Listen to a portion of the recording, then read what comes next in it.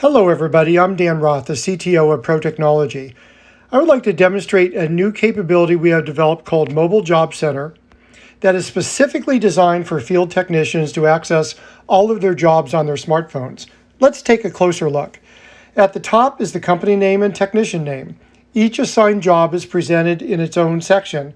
To sort, just touch job number, schedule date, or customer name. Touch on a specific job number to start working on that job. Once a job has been completed, click the Done button that changes the color to indicate that the job is done. If at a later point you decide that the job needs further work, then touch the In Work button. To delete a job, touch the Remove button. Any new jobs assigned to this field technician will automatically show up in the Mobile Job Center. Thanks for your time getting a glimpse of our new interface, the Mobile Job Center.